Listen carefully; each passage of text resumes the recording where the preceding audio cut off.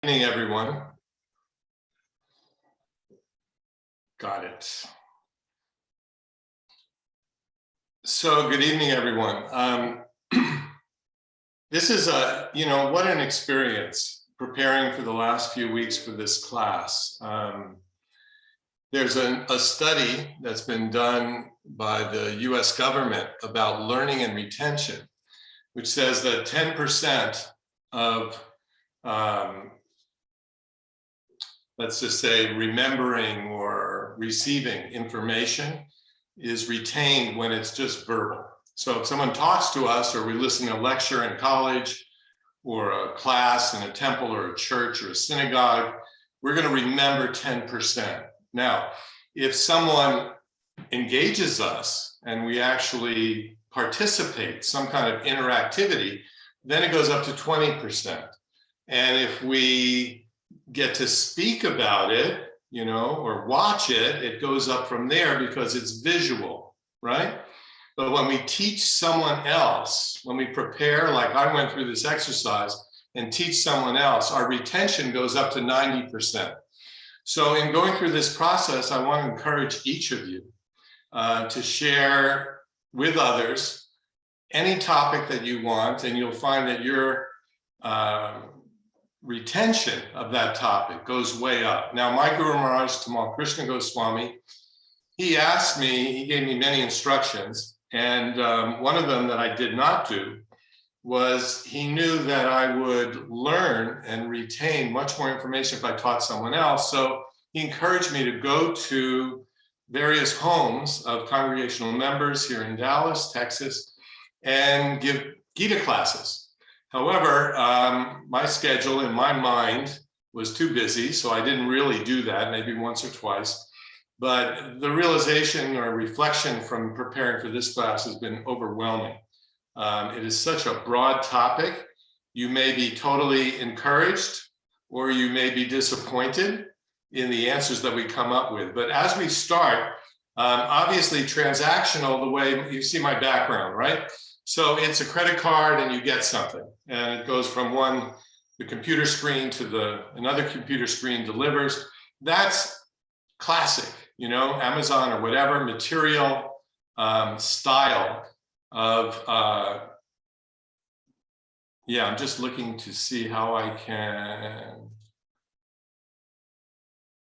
hang on just a second. Okay. So we're looking at a material exchange here. Now, Sri Rupa, if I want to change my background, I'm not seeing those three little dots that I can do that. Do you have to give me control over something? No, I can allow you to share your screen. You have permission to do that, and it should still be there on your video if you go to... Yeah, it's funny because I wanted to change the background again. If you go to the video on the bottom where it says mute and stop video and you choose actually I had to go to gallery view. So now I'm going to change the background to something a little bit more what would appear to be transcendental. All right, so here we go. We're changing. And now all of a sudden, whoops, well, we're in Vrindavan, but not to the one I want to see. Okay. Here's a background. So I took this picture in 1979 in Vrindavan, and you can see when I move out of the way, those are cow patties. Now, cows have a unique feature in that their poop can be used as fuel. It's also antiseptic and also wonderful for enriching soil, right? We know that, manure. And also the urine from cows can be used also to create methane gas. If you've ever been, I don't know if Mayapur still has that, but I remember in the old days, the cow urine was sourced into a big pond of cow urine, and the methane gas that was emitted was used as a cooking agent to cook with gas. So now the question is, what could be transactional about that in Vrindavan? So transactional is that these individuals are selling these cow patties. So this was just a little side bend 43 years ago, and I don't know that area exists anymore in Vrindavan, but it's transactional in a sense. So the question is, even in Vrindavan, do transactions actually exist? So what I want to do is take us through a little exercise. So if anybody has a pen and pad or can grab one, I suggest that you do just a piece of paper and make 2 columns. So I'm going to move away from this background and change it to nothing so I can show none. There we go. So the question is, what we'll try and identify is what is transactional and what is devotional in our daily lives. And if you just go through on a piece of paper, something like this, where you write, I wrote down just a T and a D for transactional, just 2 columns. And I think it'll be a healthy exercise to examine, especially for the question and answer period, which we're going to hopefully embark on way early, because the idea is to make this participatory. So that will help. What happens when you are developing patterns in life? So let's do a little exercise now. Could everyone, possibly as many as possible, show your video so we could see you, because it's going to be a bit of a physical exercise. Sarva, Haribol, Kishore Priya, Haribol, Guru Bhakti, Kalindi Josh, John in Maine. I guess that's who we're going to get. Now, cross your arms as you normally would. Just cross your arms comfortably. I mean, I'm going to try to get higher. Now, I'm going to say 1, 2, 3, and then cross them the other way. Okay, 1, 2, 3, cross them the other way. I've done this a lot, but how does that feel? Was it easy for you to do? Chances are not, right? Sri Rupa, how did that feel? Awkward. Awkward. Did anyone feel perfectly comfortable? No. So another thing that we do, for example, when we put socks and shoes on, we are creatures of habit. When we put socks and shoes on, there are basically a certain number, a finite number of options. We can do socks, left, right, then the shoe, left, right, or right, left, or we can do left, left, right, or right, right, left, left. Does that make sense? So there are 4 different patterns you can do. Now, the ultimate question is, do you know which way you put on your socks and shoes? Like I go left, right, left, right. How about brushing your teeth? Which hand do you use? Have you ever tried doing it with the opposite hand? Right? Generally not. So we're creatures of habit. Now, as soon as we're born, we're getting into the transactional mentality now.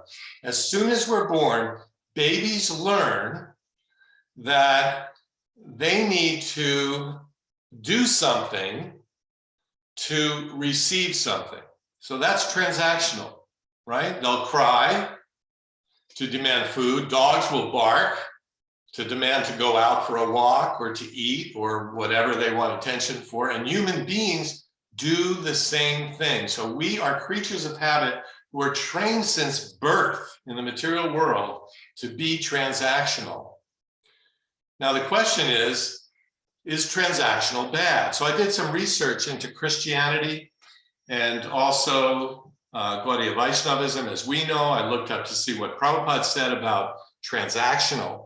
And it's really interesting.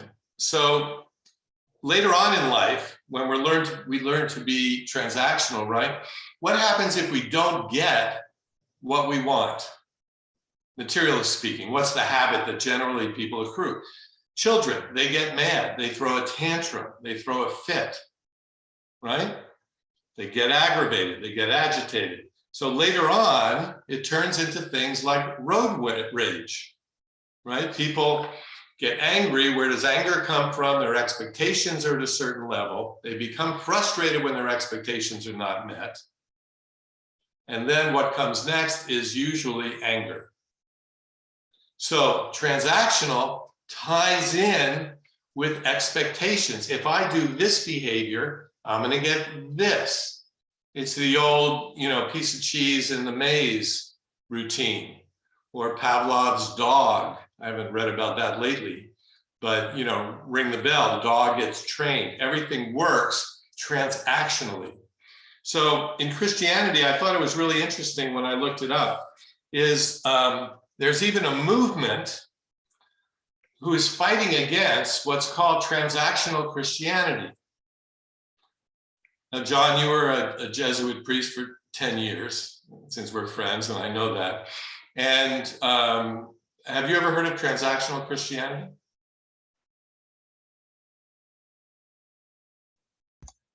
I have not. Yudhisthira. I never did. I never did either. But the concept is that, Christianity is the biggest religion in the world, right? By far. Hinduism is number 3 or 4. The Bhagavad Gita is the 3rd most well-read scripture in the world, behind the Bible and the Quran. So when we talk about Christianity as a good example, there are jokes about people with a credit card, charge it to Jesus, go in and give confession, wipes away everything, start fresh the next day, right? However, is that ideal?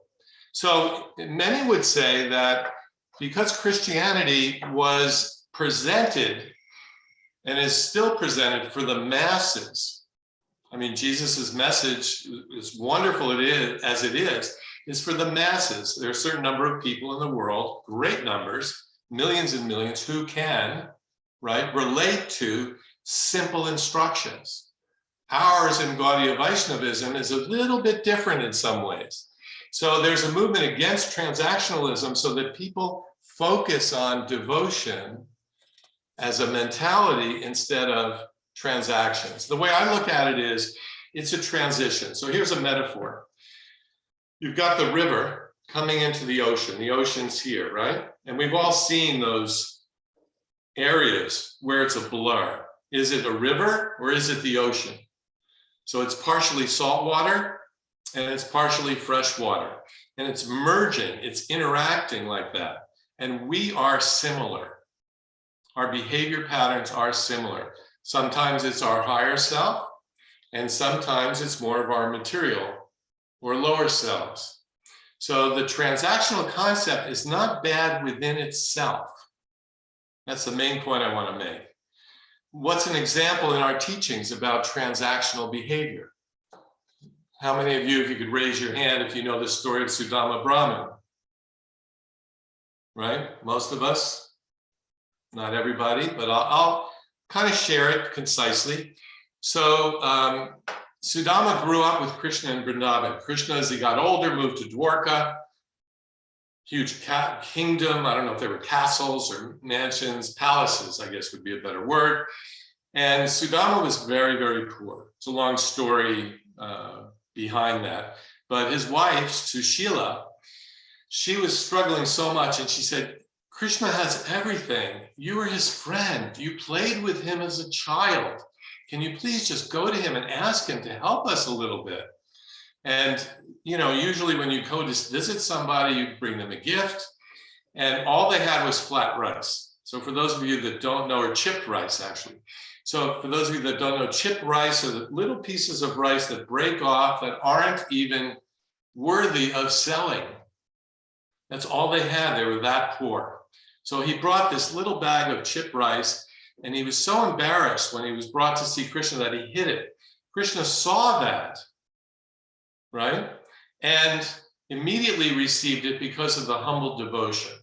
So what we're going to key in on here is the trigger that can be like a key to opening the door, moving from transactional to devotional. And that trigger is, one of them is humility. Very, very important, not trying to be the controller. But we grow up in life, right? To be, it's all about us. I, me, mine. It's called in Sanskrit ahankar, the false ego, the identity of me.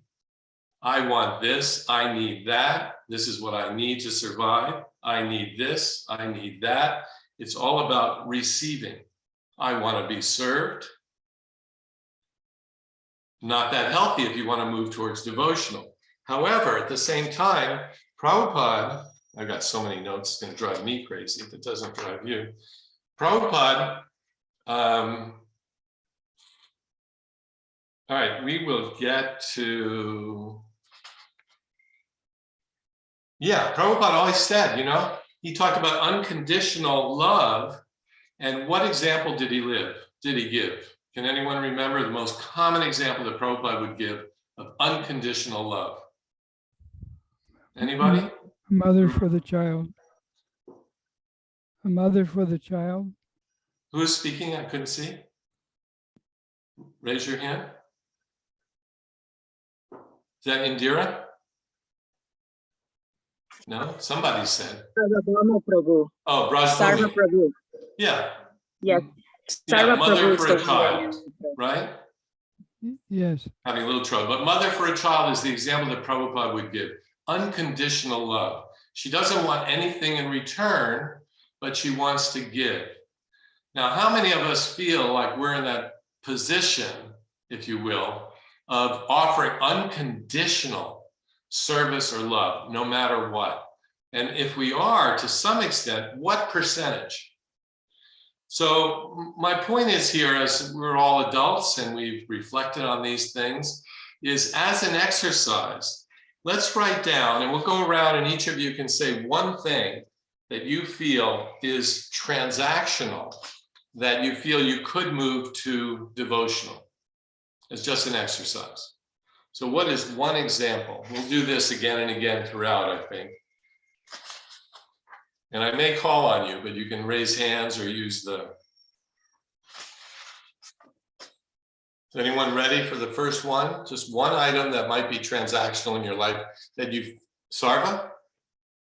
I go to the grocery store sometimes to buy, I go to the grocery store sometimes to buy food, but every once in a while I take a book and distribute the book, but usually I just go there to get food. So I notice my conscience is very different if I'm trying to share a book or an invitation to the or restaurant or something.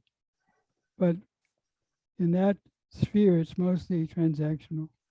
And how else could you move to devotional while you're in the store? I mean, And sometimes I mean, it's a great example, but what could you do to put devotional into your thoughts, into your heart when you're in the store? Let's try to list like 5 things.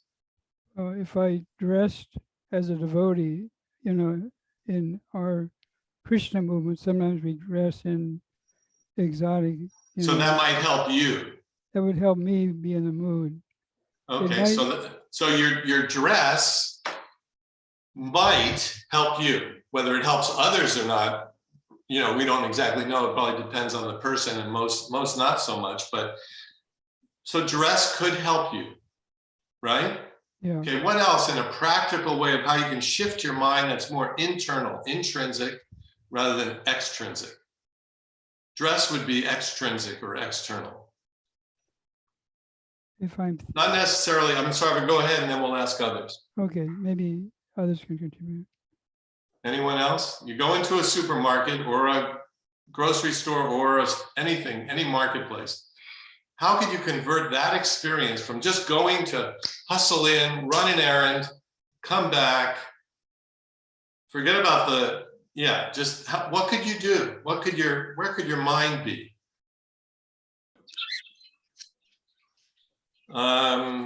Zoom user, I don't see a name there. Shop Dave Das. Haribol. Haribol. We could be thinking and feeling that we're going grocery shopping to buy boga for Krishna. Okay, so boga being unoffered food. Yes. And you're thinking, what would Krishna like? Like, for example, when we go to my wife and I go to the Dallas temple, sometimes we'll stop at a store and we'll buy some fruit or vegetables in a bag and place it there at the altar, for example. So the mentality of the purpose behind what you're buying. What else? What else could you do? Well, the Guru Bhakti has her hand raised. Guru Bhakti? She's trying to unmute. There you go. We can decide to be to make a connection with the clerk with the checkout lady or the cashier, compliment them, or just treat them as a person. Okay, what would be, that's partially, I think there's a further step, but for sure, be friendly and warm, that is more devotional. And I want to clarify that when we use the word devotee, at least for this session, we're talking about anyone who is devotional, whether they be a Judeo-Christian background or whatever in one of the four major sampradayas, our sampradaya, whichever. So to share some kindness that can move people towards feeling from the heart. What else?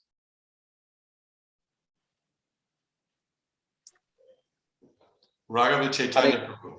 Are you at Govardhan or are you somewhere else? I was at Govardhan in November, not now. I'm at Houston. Oh, okay. So Houston. Please share. Well, I go to grocery shop for my needs and also for preparing Bhoga for Krishna. I would look around for the people whom we can connect to Krishna consciousness. Sometimes, not always, but if I had that same thinking always, it would be better. But how do you do that essentially? I take the opportunity in the conversation to bring Krishna into the picture somehow, or ask questions for the items. There are some people, and I'll just share this and agree or disagree, I'll just say it. Some people think that we put too much emphasis on Yukta Vairagya, which means exposing people to Krishna's name or a picture or a small piece of prasadam, right? And then they're making some secret mystical advancement at some point in the future. So I remember going through a toll booth in the early days in the 1970s and 80s. And if you pay the toll for the toll booth, and then I'd be leaving and I'd say, Hare Krishna, figuring they're going to hear Krishna's name, right? But that person also may think you're a fanatic, which no doubt I was, and it may not affect them that positively, So I'm talking about from our side internally, rather than just helping people. Yes, it definitely is from the heart. But what are we missing here? There's a famous verse in the Gita which talks about seeing with equal vision, isn't it? And in so many places, Prabhupada talks, he would say, if he saw someone on a morning walk, he would say, good morning. He wasn't fanatical. His disciples became fanatical, which is kind of funny if you think about it. So I'll just finish, unless somebody else has something, is seeing every living entity in that store for who they are eternally. Seeing the workings of the material coverings over the soul. Seeing in the eyes of the individuals as much as possible. Developing compassion. Giving a warm smile. Being gracious. All of those things. So I think it's like sometimes if we're stuck in traffic, right? How many of you take the moment to look around the other vehicles and see in the other cars and be compassionate towards the path that each of those souls is facing ahead of them? Because this, when you think about it, is we need to be able to see with equal vision, ultimately. A wise person, a saintly person sees with equal vision. Very, very critical. So that's one thing. If we're out, in a gardening supply, like I know Guru Bhakti, your sister, Guru Priya, right? She works at a nursery. Or used to. That's correct. Yeah, she does, right? So, Yes. you know, she has the opportunity, for example, as would we, if we look at a tree, we can be reminded of the famous verse that Lord Chaitanya, one of the 8 verses in the ISKCON, Trinadapi Sanichina, that we can learn tolerance. When we look at grass, each blade, we can appreciate the humility. Then all of a sudden, what we wake up to is, how many Shiksha gurus do we have? Shiksha means instructing. Who can we learn from in the world? Everything around us, basically. Everything. Everything. Sri Rupa lives, you know, you live in the New York area, and man, there's a lot of living entities there, and it's especially human entities, right? And it's just amazing. And how many times do we go through? Do you go through floating like a swan? You know, a Paramahamsa would see like that. You can picture how Srila Prabhupada was, and no doubt in the Bowery in 1965. He saw the difficulty, but he wasn't judging people critically by how their appearance was, by their behavior, by their clothing, by their gender, by their age, by the color of their skin. There was no judgment like that, no doubt. He was seeing the soul. And that would be more of a devotional outlook rather than transactional. What's another thing that we do besides going to a supermarket that could be transactional? Anyone?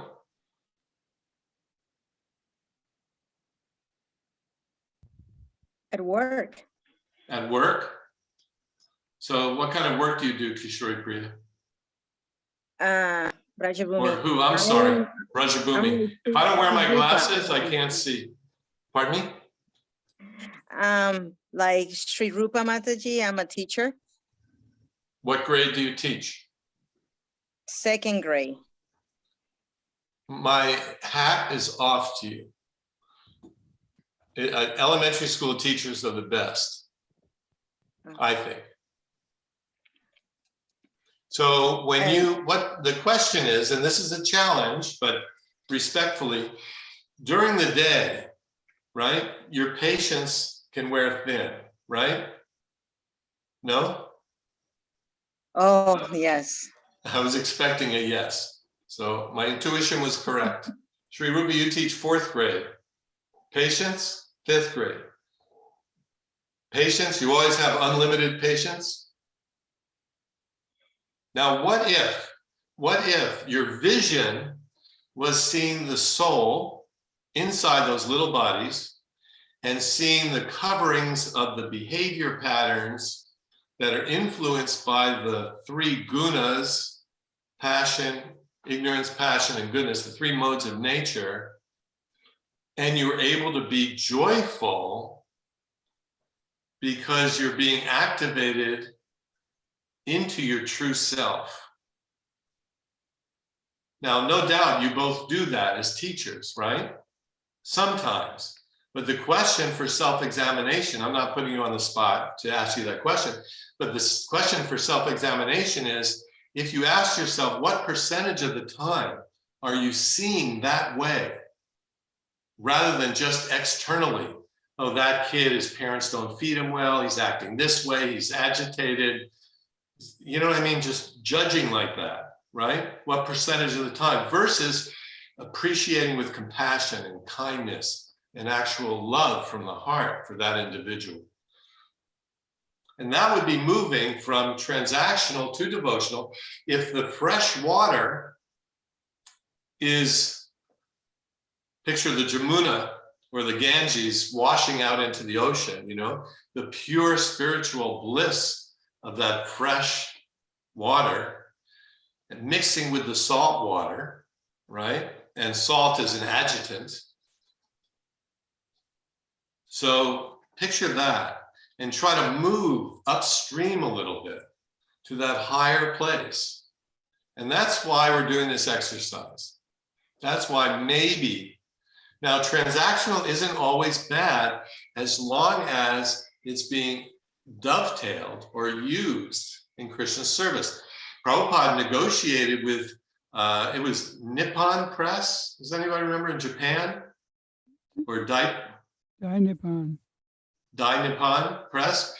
So in Japan, now he negotiated very hard to get books printed until the BBT, the ISKCON, got its own book printing company, right? The Bhaktivedanta Book Trust. But boy, oh boy, he negotiated very hard. That was extremely transactional. But it wasn't Krishna, give me this, He taught the devotees at the end of his life to pray. How? Not to pray for his recovery, but to pray to Krishna as you will. If your will is that Prabhupada should be with us longer, then please, we beg you, allow him to stay. But Prabhupada taught by example. Yet, at the same time, we remember when he was in New York in the early days, we heard that he went to this steamship line and checked out when he could go back because he was struggling so much. So it's not that being transcendental doesn't mean being practical. It doesn't mean that being devotional does not mean being practical. And practical can be transactional. There's nothing wrong with it. Nothing wrong with it. All right, so let's move on just a little bit. I'm going to share. Okay, this is a fabulous little story that I want to share. My wife and I moved to a house a little bit north of Dallas. And when we moved in, we had some work to do. And we had a sheetrocker come and convert a room to a livable space. It was a garage. So the sheetrocker came and it was pouring rain. His name was Lino. And he spoke maybe 5 words of English, like maybe 10, I don't know, but pretty much all Spanish. And he had this glow about him. You can sense that no matter what the faith path that someone's on. And it started pouring rain. And we were talking inside the room, but the garage door was open. And he just looked at me and he walked out in the rain, put up his hands like this, and said, La lluvia viene de Dios, pero estas casas son de hombres. So he said, the rain comes from God. And the houses like this house come from man. Now, how beautiful is this? Now, that person, his consciousness, and I'm saying this to myself to avoid more pride than I already have, that his consciousness was very elevated in recognizing God as the source of all things. Very, very sweet and elevated. So if we look and we're open to these experiences, we will see them more and more in our lives. That experience happened almost 1.5 years ago. And I will remember that experience. I mean, it's hard when you hear the story, if you were there. It's just amazing. His emotions, when he was conveying it, were so powerful. It was just incredible. Nothing short of incredible. Okay, now.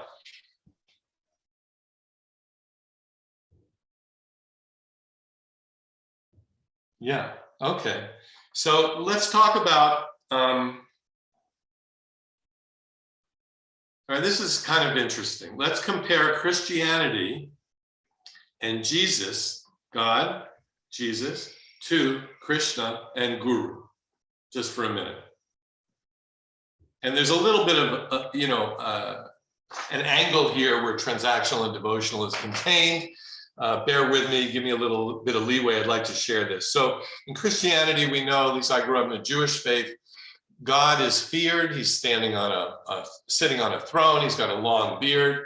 He's, I don't know what kind of weapon he may have or whatever, or lightning bolt that he can fiercely punish people who don't follow the 10 commandments or whatever instructions are the instructions of the day. And then his, pure son, the embodiment of God's love, came as Jesus for the people at that time.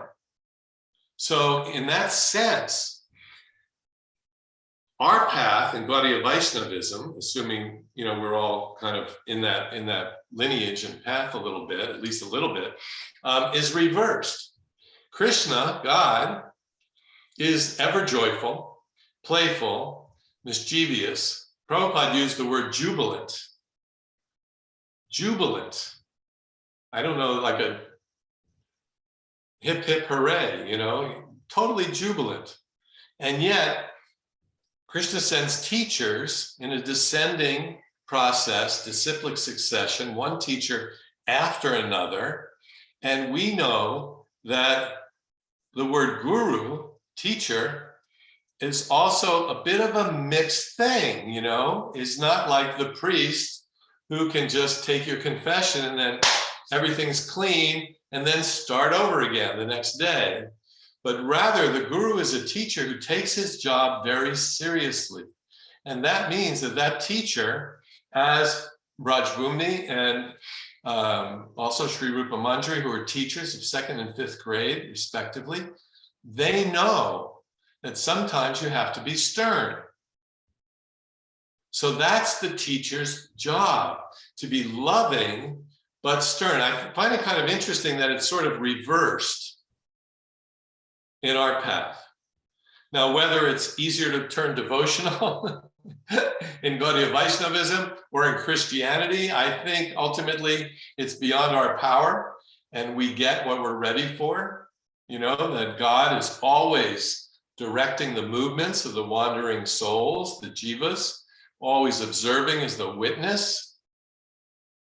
Indira, what picture of Radharani is that? Does anyone know? It's from the Bhakti Center. Wow. You're the Indira who's a friend of Sri Rupa Manjari? Yes, yes. I And- just have to walk away for a sec, but No, yeah. it's okay. And we had dinner together, or lunch or dinner, right? Yep, yep. Next At there. the- Good. yeah. Thank you for coming. All right. So let's talk about the word surrender. So can you imagine if ISKCON had a slogan? Like ISKCON doesn't really have a slogan per se. Sometimes we use, he built a house in which the whole world could live. Different groups have slogans, but ISKCON itself doesn't have like a slogan per se of what it is. But can you imagine if the slogan was, you know, the path of austerity and sacrifice? Everybody's rolling, Indira, you're rolling your eyes. Because that's emphasized, right? So much. And what happens is I'm trying to be of some service. Krishna's engaging me to help with the Bhaktivedanta Institute a little bit with Krishna West, a bit with Sattva that Mahatma Prabhu is running, to try and just help a little bit with the various teams as far as how to create messaging.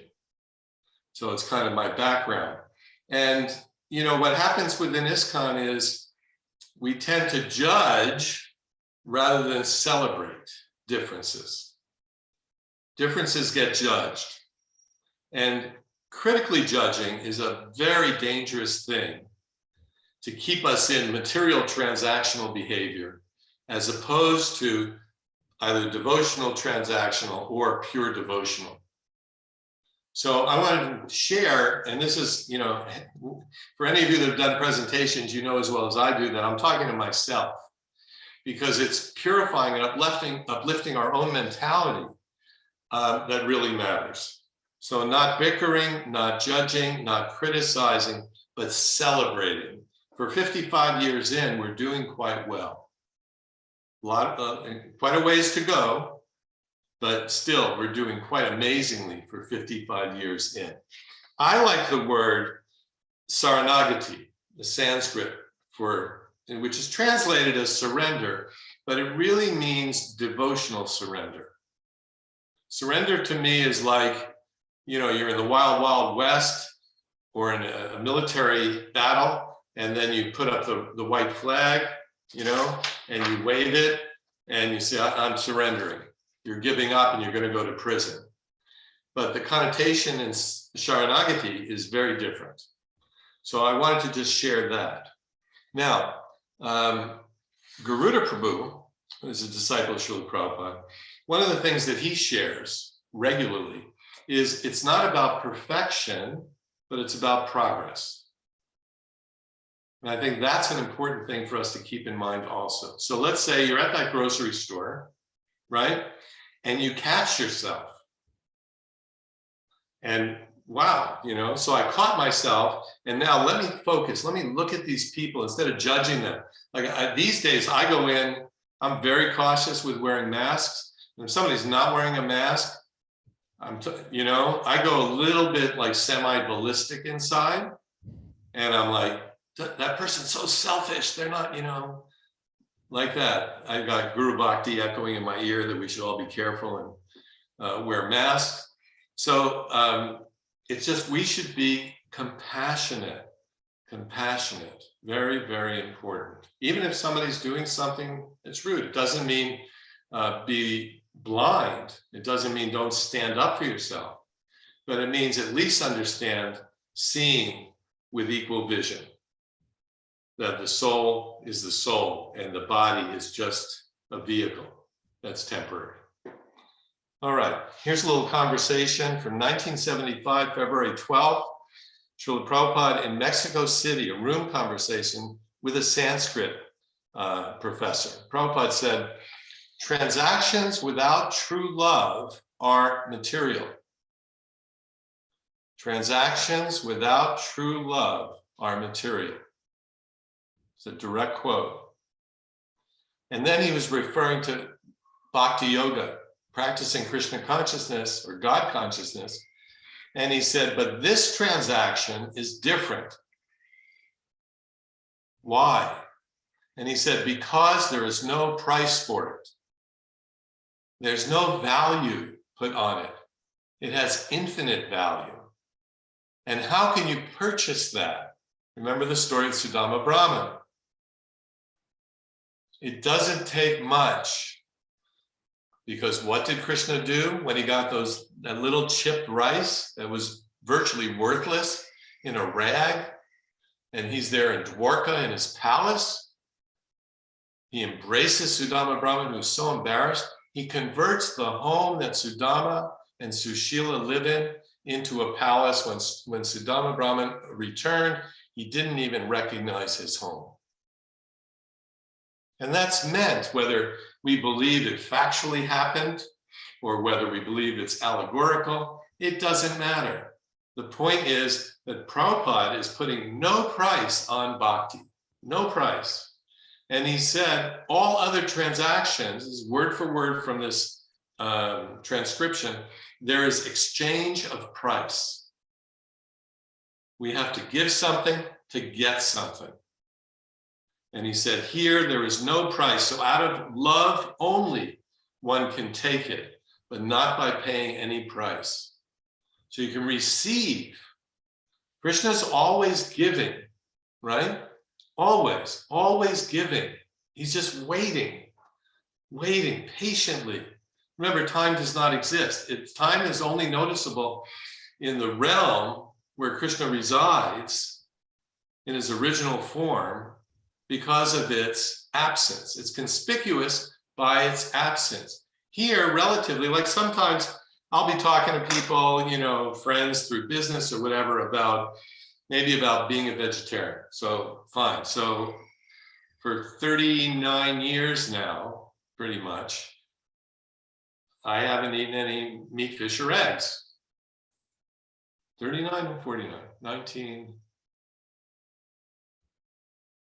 49 years, long time, I think, since I was 19. Anyway, so, and sometimes I'll be talking to people and I get a little chip on my shoulder. Oh, I've been a vegetarian for a long time, But I remind myself that big deal, Prabhupada said, big deal. So cows are vegetarian, horses are vegetarian, elephants are vegetarian, and the list goes on and on and on and on. And time is only relative. What does it matter? 49 years, 2 years, 1 week. I've been only encouraging friends these days, just, 1 day a week. And we're fortunate to be now in a time where it's much more popular than it was years and years ago, when all there was tofu or beans or whatever. It's very, very limited as far as protein sources, and stores have nothing. All right. Let's go through. I'm going to open it up shortly. I know we're moving through time. Time is the mystery that we all live with, right?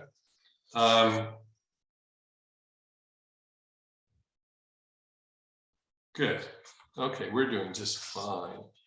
I want to talk about what is potentially, what are checkpoints of being transactional. So I'll say one, and then we can open it up to questions and discuss what are examples of big things that where we can be transactional. One is thinking oneself as the proprietor of money and things. How does that manifest? I can tell you how it manifests for me. It manifests for me because I've worked hard. I have a business. I've been very blessed with having a certain amount of financial security. And, you know, to remember that this is just on loan from God, right? It's like you're the bank in one sense, holding the money, but you don't own it. And there's only one customer, right? And that customer is God, Krishna, Allah, Rama, Jehovah, and so forth. So, you know, how freely do we give up our hard-earned money? And this is one good thing about Christianity, I think. You know, the tithing, the 10%, that is often, you know, the case. I don't know, I was never, you know, I wasn't raised Christian, but that tithing principle is good. In Judaism, they charge memberships to synagogues. That's more commonplace. And then people contribute when they do fundraisers. What else besides money and things could, you know, be transactional and hold us back from becoming more devotional? Anyone? Friendships. Friendship could be transactional because you're getting something from that friendship. If it's seen in that light as quid pro quo. I'll give you an example. Adriana and I have 2 cats. We're thinking, she just got her master's and been in school for years and years. So now she has some flexibility. We want to travel a little bit, fine. But we'll need somebody to come in and take care of the cats or take care of her. She has a 9-pound little dog. So, you know, you start, who can we make? And we have a friend that has dog sat. She's super sweet, acupuncturist, Buddhist, largely vegetarian, super sweet. Oh, let's get back in touch with Tracy. That would be a little bit of it's partially transactional. Now everyone's busy and we stay in touch a little bit, but now we're going to get back in touch. So that's an example of a mixed bag. You know, we're actually very genuinely fond of her, but that would be an example of, you know, okay, you know, I'll watch your child if you watch mine. I'll watch your house if I give you the keys to watch mine. So it's transactional. How could that be devotional is the real problem. Prabhupada said, it's only through love. How can we possibly move to that loving state? And this has to come from inside out. What else? I have several, but anybody else want to share? John, I know you've got a bunch. Rajbhumi? Oh, sorry, Indira, go ahead. So I was thinking like transactional. So with my friendship, I'm also in a school situation right now. It's new for me. But I have this one teacher who gives me a lift to school a couple of days a week. And because she lives near me and it's kind of convenient in a way. But yeah, so I guess my transaction to her is more along the lines of I'll make, banana bread or zucchini bread and I'll give it to her periodically, something, because I'm thinking, well, I kind of want to give her prashadam. And I also want to reciprocate with her for her kindness. Is So that that's- transactional, or can that move to devotional?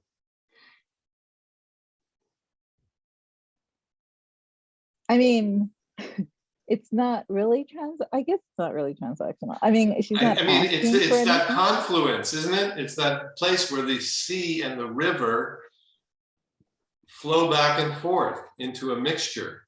Does anybody remember that song by Michael Cassidy from the 70s? He recorded it, Change from Worm to Butterfly. The change of heart. If he could do that, then so can I. So it's a changing body sort of thing. So, picture transactional is not a bad thing if it's done with the spirit of love.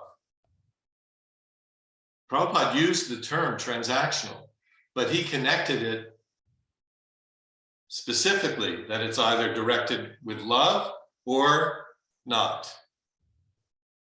Obviously, we're a mixture. That's why I gave that metaphor, right? I always get mixed up with metaphors and similes, but the ocean and the river, where they mix.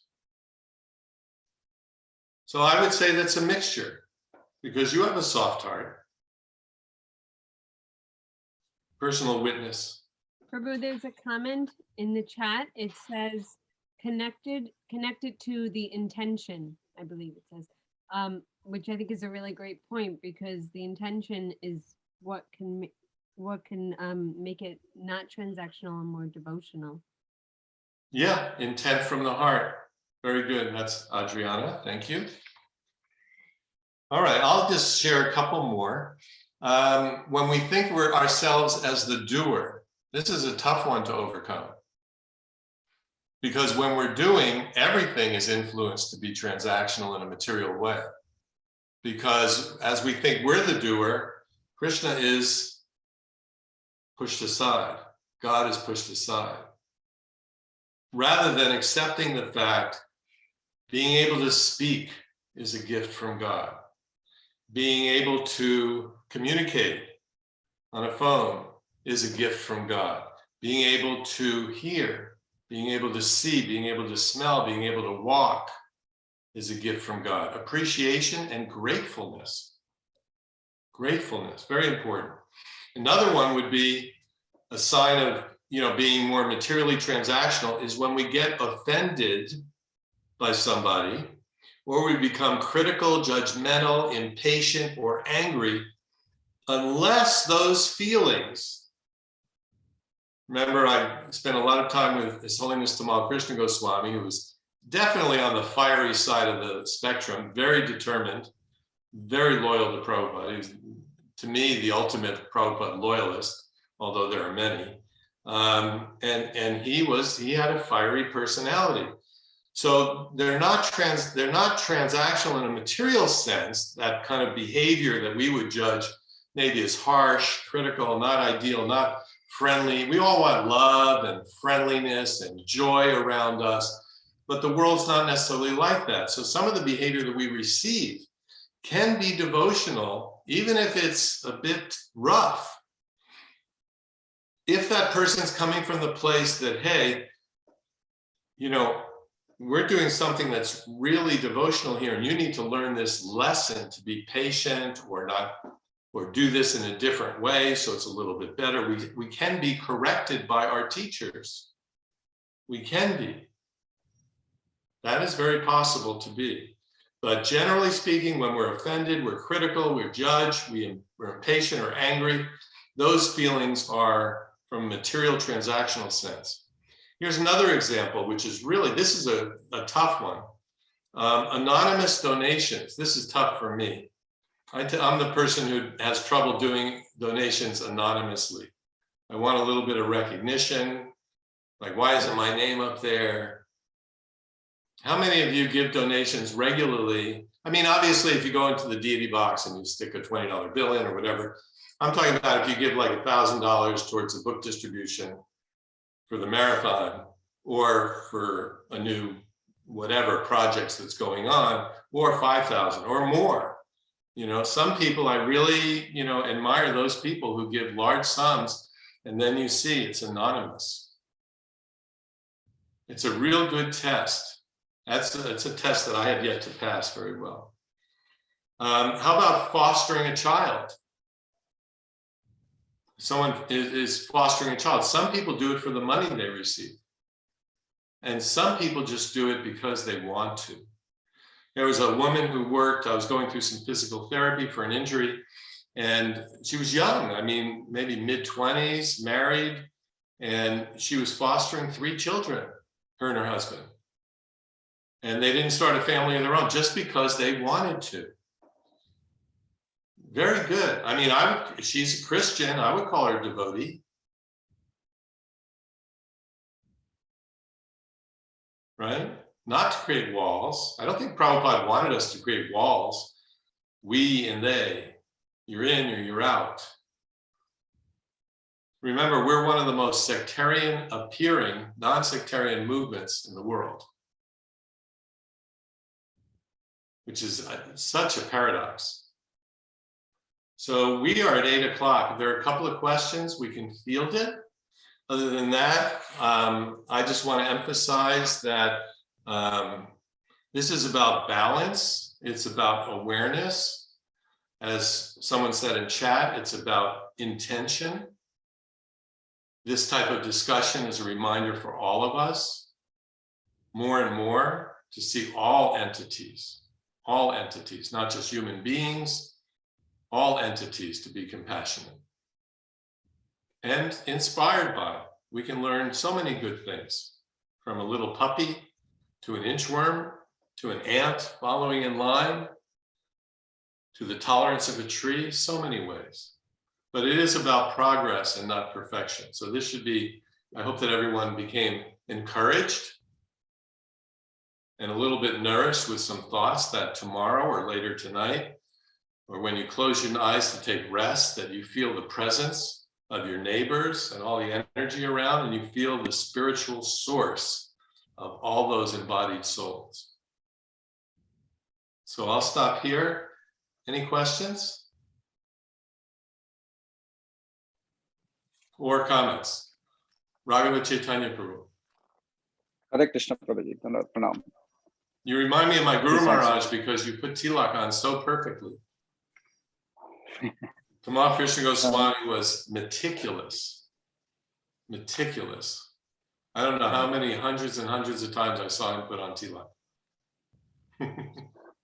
His Holiness Rompada Swami Maharaj is my Gurudeva. I'm disciple of His Holiness. Thank you, Prabhuji, for your wonderful, basically, like Chiddam. It's like you're getting the light into what is the ignorance here. So my question quickly, because I want to give so others also may be waiting. So when we are on a Harinam or Sankirtan or in grocery store, wherever we are, and we are trying to connect a person to Krishna consciousness by whatever the wit or will, what we do, is that a transactional thing? Because I'm thinking that this person should get Krishna consciousness, and when we are trying to do that, is that transactional or it's devotional? I'll answer the way Prabhupada answered. Mm-hmm. Is your heart full of love when you're doing that activity? And to that extent that it's full of love for that soul, it becomes transcendental. And there are degrees of being transcendental and devotional. It's not like, you know, you're on the dock and you step into a boat and that's it. It's not A or B. It's a blur. And it's constantly moving, like the waves of the ocean pushing the river back, and the salt from the ocean goes upstream a little bit. And then when the waves pull back, right? Because waves ebb and flow. Then there's more fresh water when they retreat, and then they push back. There's more salt water in there. And it's really a question of our intent and our hearts. That's the best I can explain it. Does that make sense? The activity itself has got the potential, right? And certainly it's transactional in a sense, you know, and there's nothing wrong with transactional if we're gradually becoming more and more full of love. Think of what happens when we're ready to leave our bodies. How do you want to feel? How do we want to feel? Don't we want to feel love for everybody and everything? Yes, good. Yeah. Yep. Anyone else? Thank you. Thank you. I'd like to share something. Can you hear me? A little louder might help. Okay. I've been at some interfaith gatherings, and sometimes the mood is very kind of appreciating each other, and you know, you see beautiful people, maybe from different backgrounds. One time I was at an interfaith program where the different speakers spoke. And it seemed like everyone was making a pitch for their religion, and you know, it seemed very transactional. And I felt like saying, you know, why do we stop? Why don't we stop competing and just appreciate each other and appreciate God? And so, Yeah. Bhakti Thakur appreciated what we call the sahagrari, like the good in the other people, despite their differences. So you're saying even in some interfaith activities, when these people are supposed to be leaders of their faiths, right? That it's kind of they're pushing their own agendas. Yeah, I mean, you see both. Sometimes you see interfaith people with a really nice spirit of appreciating and empathizing with the others. I was very sorry, Prabhu. I don't want to cut you off at all. Yeah, no, that's fine. So do you want to add more? Because I was going to share something. I was very fortunate in Dallas in the 80s and 90s. That's me here. There, I'm pointing at myself. So the picture cut off and President George Bush was there, and that was the Interfaith Center in Dallas called Thanksgiving Square. I was so fortunate to be a part of that and represent the temple community here, because the people there were consistently very sweet-natured. It was pretty amazing. The whole thing was very uplifting. And I think now if I, being a little bit more mature, I would be able to give more and I would have received more even, So I think going to interfaith meetings is a very helpful thing, because Prabhupada was very respectful of people's religions and their paths. He didn't say, give up, change. Hridayananda Maharaj said he had a conversation with Prabhupada, and Prabhupada came to Mexico City because Hridayananda Maharaj in those older days was in charge of Latin America. And he said that to receive Prabhupada, he was wearing a blazer in those days. Now that's in the 70s. And then people asked Prabhupada at some point in time, why do all your, students or disciples, especially the men, because dhotis are hard to make look good compared to saris. So Prabhupada said, I never told them to wear that. That's what they wanted to do. So, it's kind of interesting, you have different perspectives. Absolutely. And it's so rewarding that we can talk about these things, because we didn't, in the 70s and 80s and 90s, most of us weren't really mature enough to speak so freely about the heart. Yet when you look and you read what Prabhupada wrote and spoke, he kept it very simple. Everything stems from love. So really, if you're going to say anything, it's bhakti. The bhakti tradition is a religion of love. If you think about it, right? So anyone else wanted to share? I think somebody.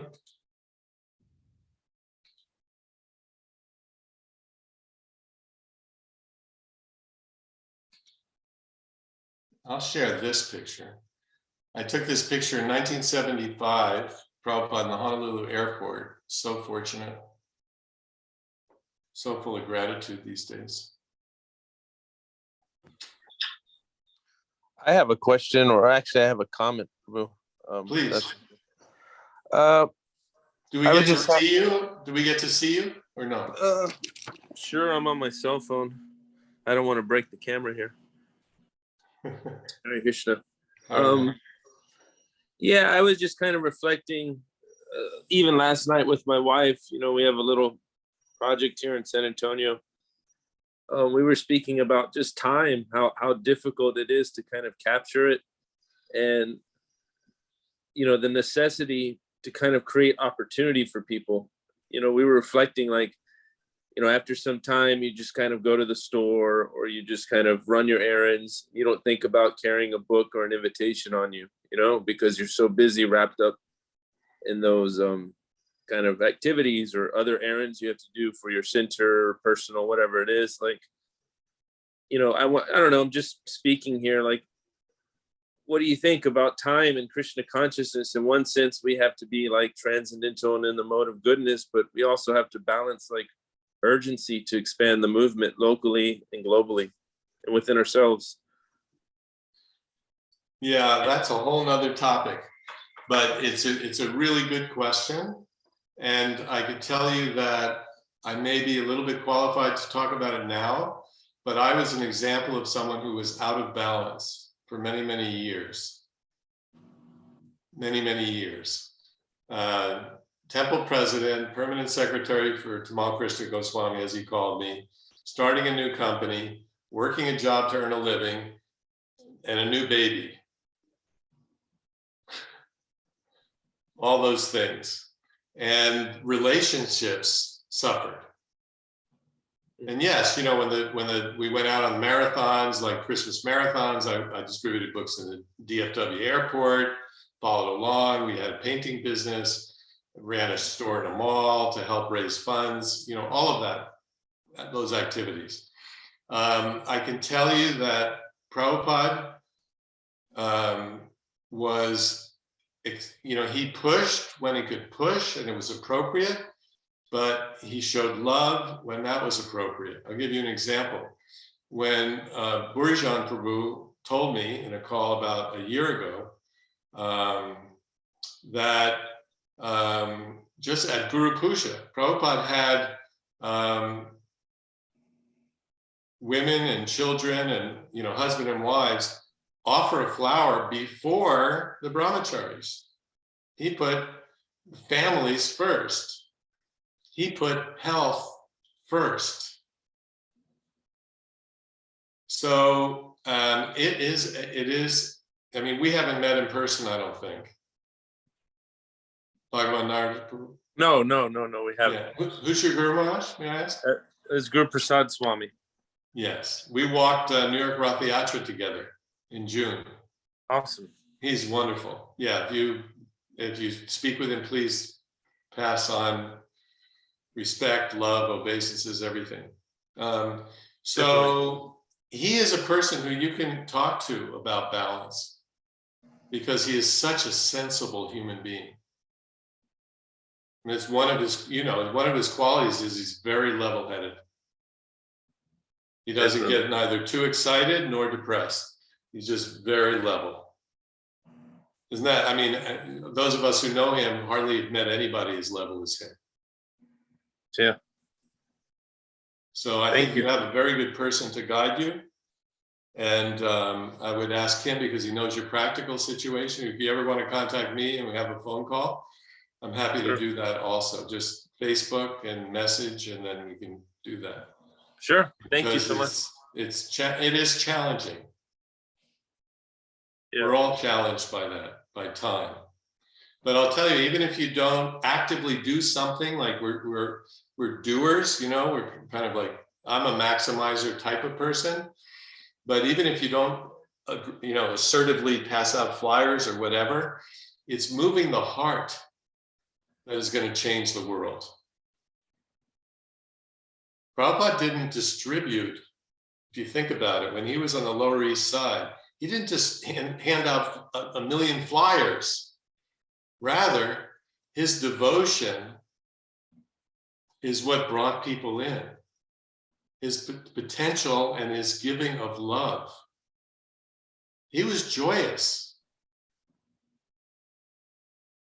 humble, patient, tolerant. And that comes from a change of heart. And love is the key word, the operating word here. And that means respecting everyone, because Krishna's in everyone's heart. Everything is, Lord Chaitanya gave us the gift of Achintya Bheda Abheda Tattva, the simultaneous oneness and difference in everything, which is a philosophical, theological point.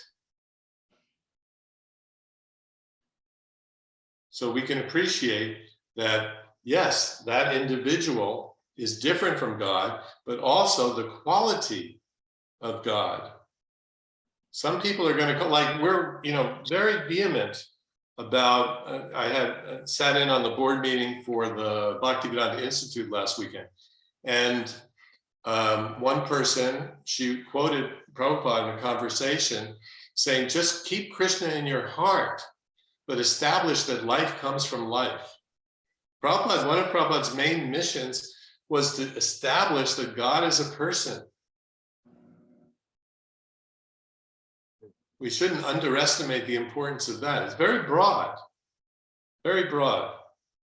And you'll find in ISKCON, in our broader family, there are people who are less broad, and more narrow, because that's the path they're on, and people who are more broad-minded, and some people might say too liberal or too progressive, but it's all measured by the heart. I mean, I'm not necessarily an example of any of this, but it just, when you're kind and loving, don't you feel it? Be kind to your wife. If you have children, be kind to your children. If you're a teacher, be kind to the kids in your class. If you're a doctor, be kind to your patients.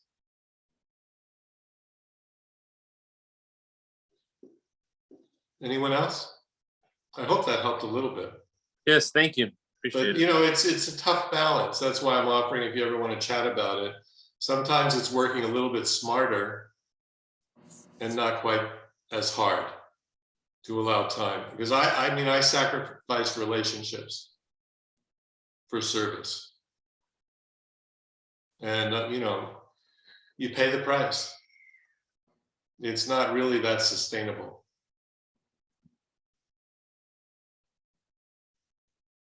Anyone else? We have a great moderator. So do you want to take over, Sri Rupa Manjari, my god sister? Hare Krishna Prabhu, thank you so much for practical application of devotional service and the understanding of transactional, going from transactional to devotional. And those of us that also work and don't get to dedicate our lives entirely to devotional service, this is extremely helpful and practical.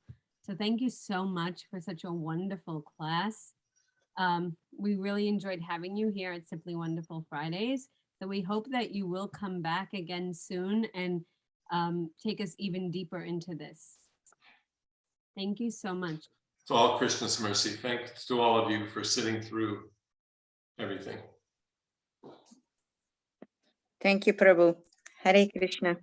Haribo. Isn't that Hare Krishna, wonderful to see Prabhupada? Yep. Yeah. I'm going to put some announcements in the chat. The farm has their programs beginning this Sunday at Sarvabhauma Prabhu. What is the time? 11 o'clock. At 11 o'clock.